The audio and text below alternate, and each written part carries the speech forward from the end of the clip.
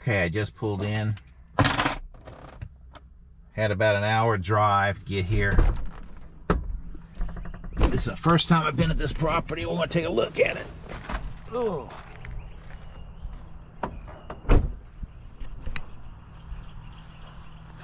So, it's a mobile home. Looks like we got some stickers already on it.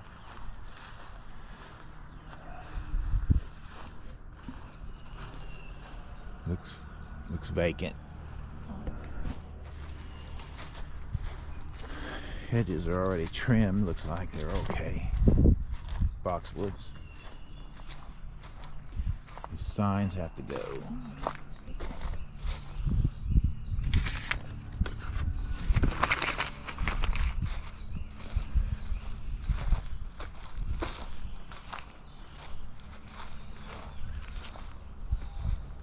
That's not good.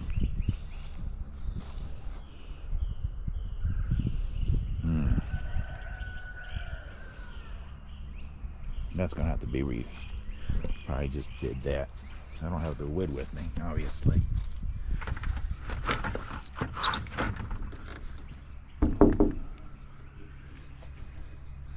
Looks secure. So we got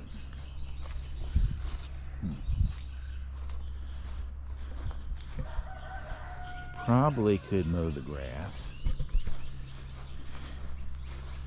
Have to bid to secure that. Let's see. I don't know if you can see in there. It looks dry.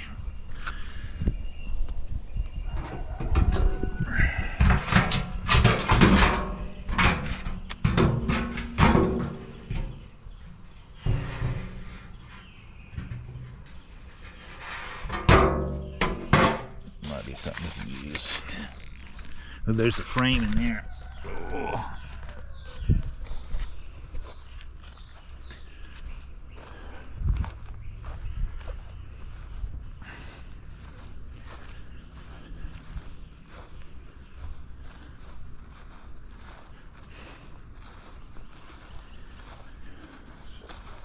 I've got my mower with me today.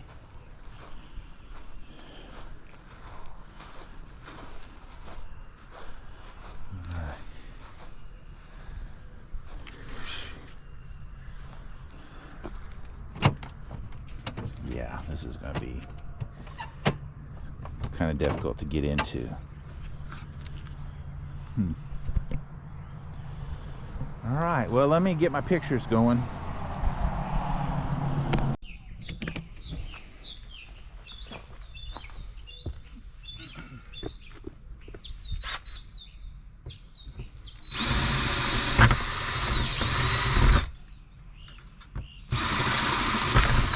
Woohoo! Success!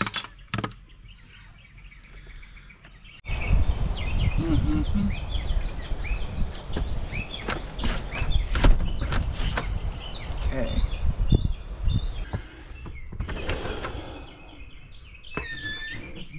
Okay. So now normally I already open this up, so I know it's not too bad. But I get paid to clean that. Anybody home?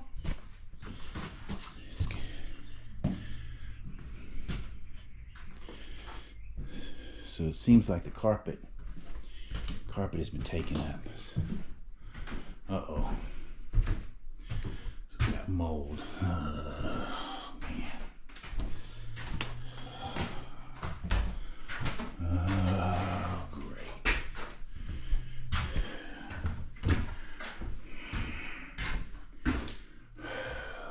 Look at all that.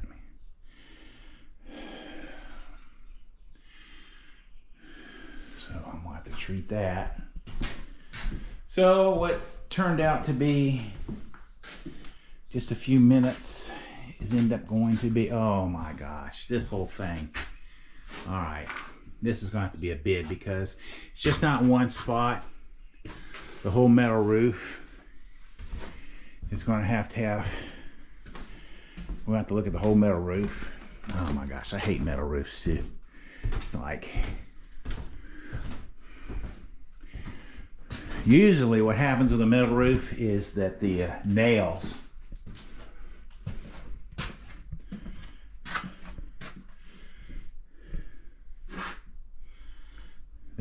oh, there's some more.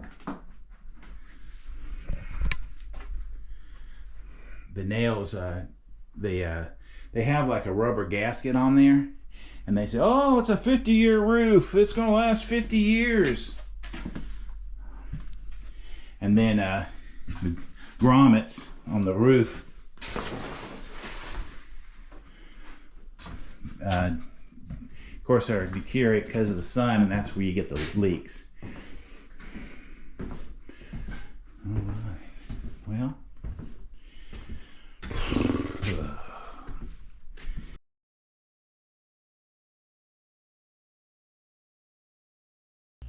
okay, here I am trimming some trees. I apologize, I don't have any aggravating music for the background. I'm using some creative rope tricks to pull the limbs down so I can reach them. The rule is they can't touch the house. They have to be 12 inches away from the roof line or touching the home. And that's the same thing with hedges.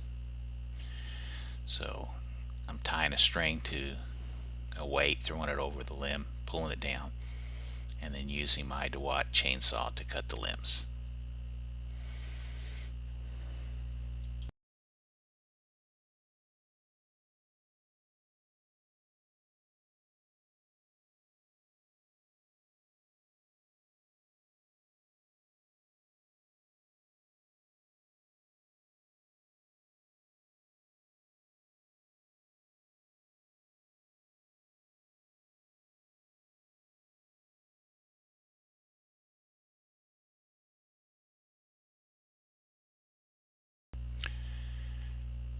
Now again, that rule applies to hedges. I'm measuring the hedge to see the different lengths require different billing. So different job orders give you different instructions. I would say 7 out of 10 of them require you just to remove them 12 inches away from the building. That's all you have to do. You don't have to do a decorative trim. But this particular job order, and I'm thinking that this is going to convey over back to the original loan holder, and it's going to go into REO, which means it's going to go into a sale with the realtor. So it requests that I do a decorative cut, and that's unusual. I usually don't have to do like the front and the sides to make it look real nice, but this particular order called for that. And I do have to remove right there, I have to remove 12 inches away from the home. It cannot touch the home. And then I take my saw, and then I have to show before and after pictures, and also I have to remove all the debris. Yeah, 12 inches from the house. Okay, pictures of me cleaning up, and of course using the blower to blow out all the debris from the side of the home, back side of the hedges.